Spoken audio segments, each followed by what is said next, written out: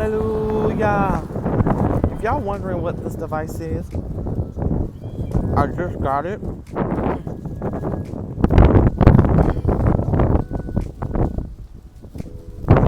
Tsunami Premium. Oh my gosh, it's a Tsunami Premium. One hitter. Oh my gosh. Absolutely love this. I'm gonna tell y'all where I got it in this video. I have a gumbo of lemon royale, lemon Louis Vuitton, and a whole lot of shake and keef. So this is a gumbo on this edition of Herbs and Spices. I finally have gotten around to talking about and getting to talk about why I left Christianity and why I left religion. This may be like a part series that I'm gonna do. I started some things on TikTok, so y'all follow me there. But let's jump into it. I love this. I love this. I love cannabis.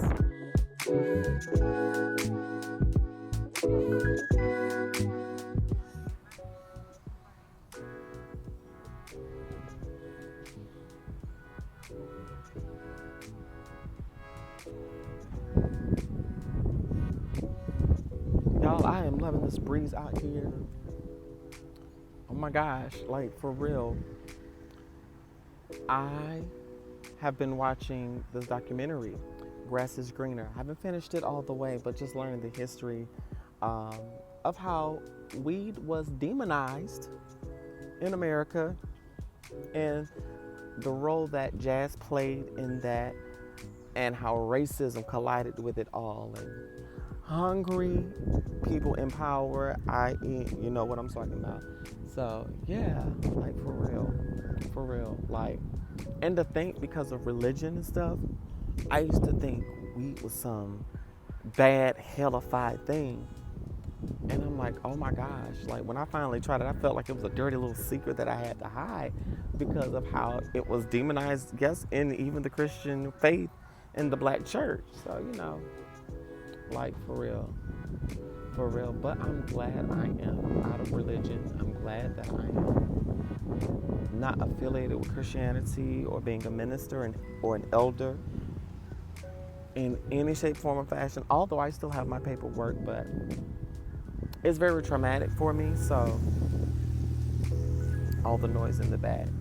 But yeah, that's my story. That's my song. Okay, so I told y'all I was going to review this. So this is what I had with me earlier. This is the Tsunami Premium one hitter. Absolutely love it. It has a strong ass magnet. I got this right here around the corner from me. I'm going to put the name of the shop below. See? Also, I got bud in it. But this is where you smoke your bud from. You pack it. I'm gonna show you how it works. So I packed it earlier. So this is a grinder. I had ground up my weed already and made a little storage. You grind your weed up and it goes in here. This is the little, this is your device, your smoking device. Your smoke pen, excuse me. And you can store it like that. But like I said, take your bud, you pack it and make sure you twist it. I always pack it down a little bit more. You light it and you smoke it. I'm not gonna do it now because I cannot do it in the space I'm in right now. But I got that little ditty and it's come in handy, especially when I go walking or when, you know, I'm exercising and I don't want to pack a blunt or anything. I don't want to smoke all of my bud. So this has been great. I absolutely will get this. I got this for like $20. So check for this online. Check your local smoke shop. So I just wanted to review that. But let's get into my exodus from Christianity and religion. So in recent years, I've always considered myself spiritual. But as many of you know, I grew up in the church. Like when early on in my YouTube career, I sold church. I really gave church everything that I had. I even was a pastor, an overseer. I was all these different hats. And it went well, but as I began to transition and to really focus on my transition, um, I realized that the support that I thought I had, I didn't really have. And you all can hear the whole story about the last 8 years of me being a part of the last ministry I was in on Diary of a Church Girl. So my exodus from Christianity really started in like October, after a situation that I found myself in with leadership and having my transness violated in the way of being outed, being told that because I transitioned, I'm not worthy enough to serve in the church. And I have seen so much in church. I have been there when we saw people fighting over positions in church. I've seen them bring guns to church. I've seen people bring, fights to church. I've seen people expose mistresses in church. And I was shocked that it's happening, but I'm not shocked now after working closely in ministry beside various bishops, beside various pastors, beside various ministers, and finding out some of the things that, yes, I partook of, but I was shocked that other people were like me. Yes, I was serving God or serving the Christian God and doing what I wanted to do. But when I started transitioning, it was just something different. I always had a standard of what they call holiness about myself. And I live the best that I can, but I would go out and have fun. And then I just started living in my truth. Yes, I love having what. I love having heated fellowship. I love having adult time. I love being in the throes of passion. I love doing my cannabis. I love cussing. And I love the things that I love.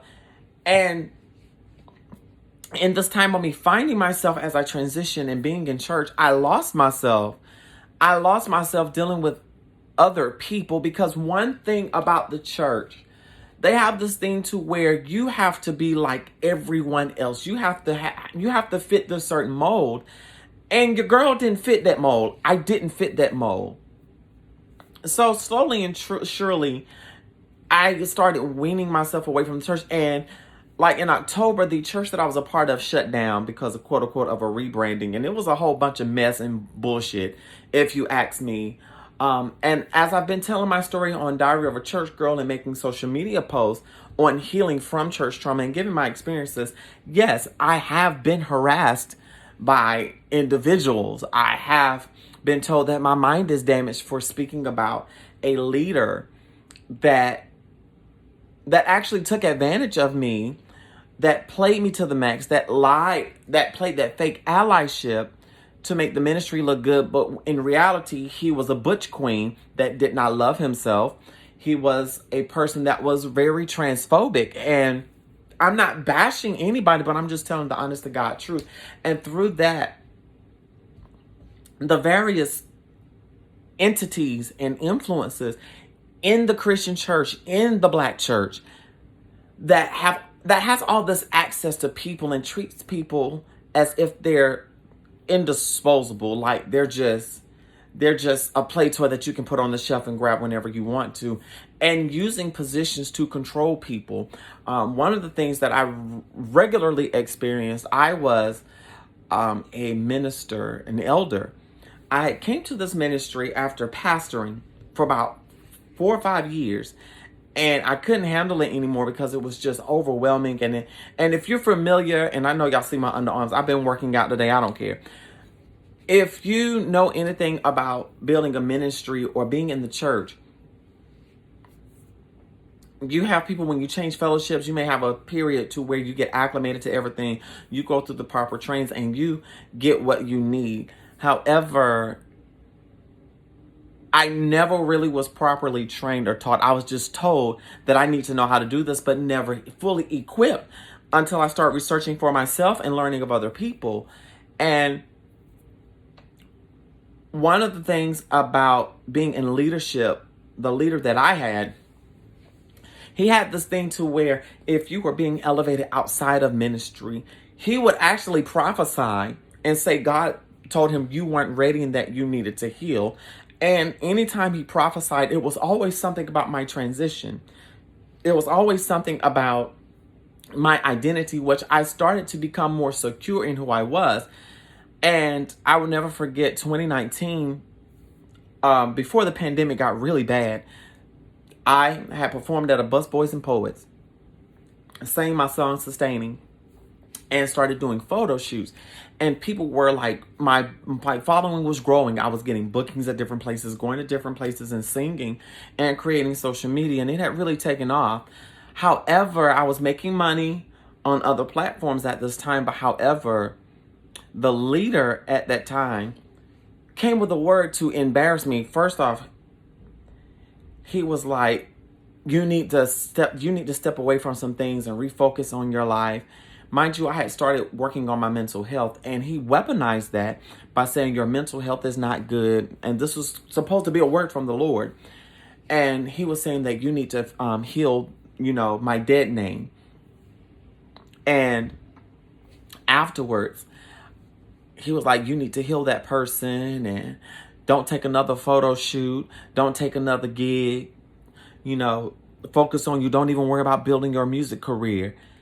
And I was conflicted because I'm like, no, I can't afford to not work on my music career. Why would I do that? Not do that? It made no sense to me. So I kept working, and he would have issues whenever I tried to elevate myself outside of the church. In other words, if it wasn't for the church, then what's the use? And really, it was sad because other people was wanting me to come help them, but he had an issue when I worked in house. A lot of things didn't make sense.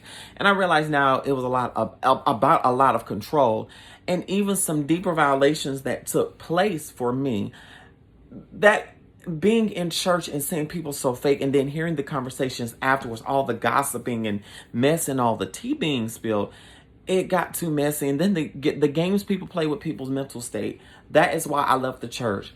And I felt like a lot of these pastors and stuff are actually out here selling false hope to people, like telling people, if you give me this amount of money, God is going to bless you to win such and such and such and such. And a lot of people don't even activate the gifts that they have inside of them. They just believe it's going to magically appear. And I'm like, but faith without works is dead. That's what y'all teach. And it's like this ever circle of just wildness. Like, they will teach that if you pray more, God will heal you of your depression. When, baby, you need a therapist and maybe some medication or a psychiatrist. And hearing that, and not just hearing how they've covered for people, but seeing and dealing with leaders that are R-word apologists, that are SA apologists, people who have been abused. They protect abusers and things. And just after being abused financially, spiritually, emotionally, and in some other areas, I just stepped away because I'm like this. If this is in the name of God, then I don't want it. This is not the God that I learned about. Y'all made God seem like the scary person that's a narcissist and has ego issues. That's not the kind of God I want to deal with. And since then, I have been really finding my path in Christianity. I've been finding my path, finding out what pleases me spiritually. I've been doing tarot. I'm learning who I am spiritually. And it's liberated me in so many other areas. I've been liberated in the sexual sense, in the sensual, salacious sense. I've opened up my book in the bedroom, so to speak. Even with me creating other types of mature content, I'm comfortable in my skin.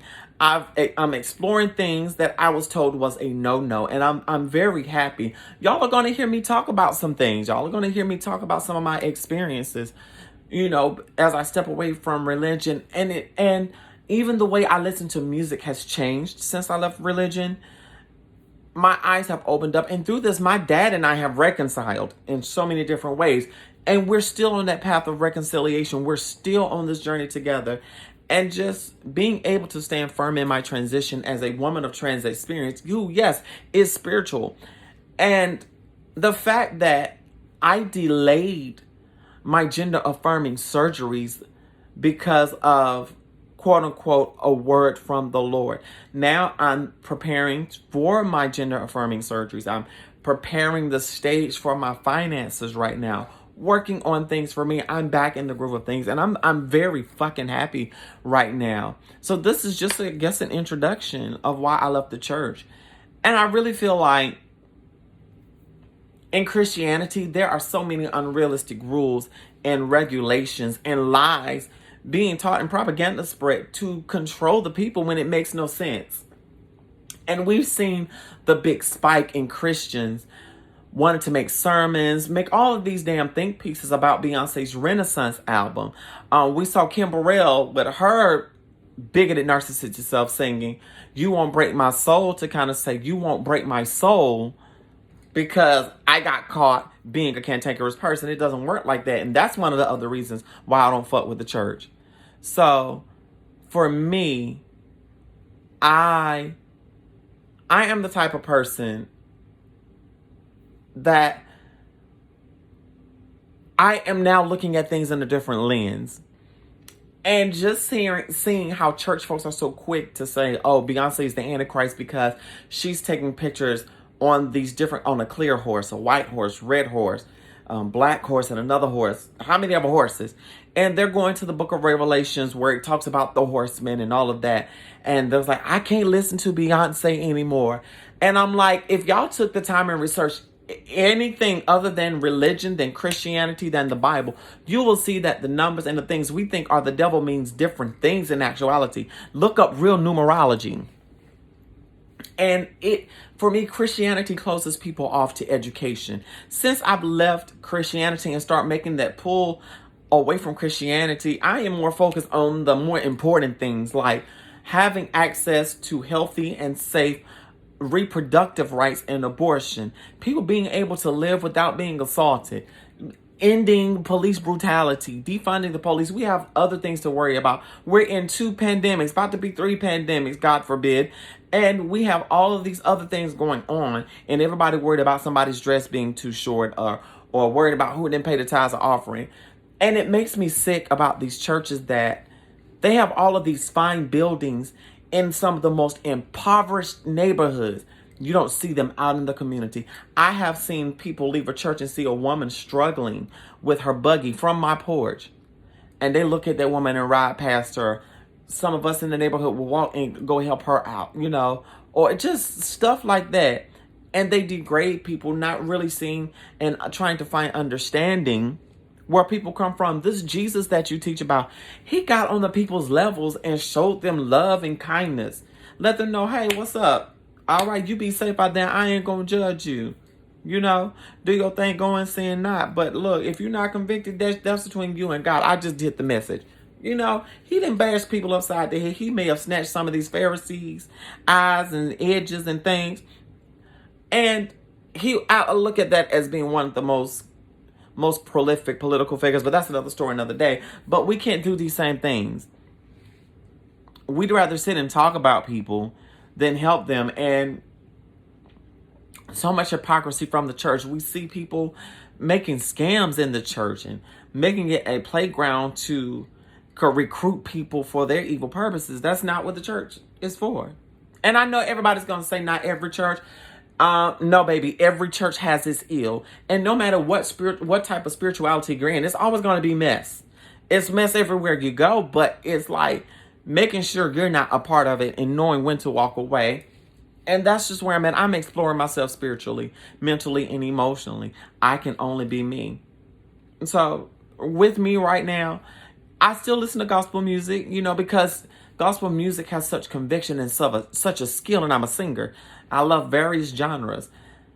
But it's something lately about just listening to music and just looking at things from a different lens, because I don't have that religious blinder over my face anymore.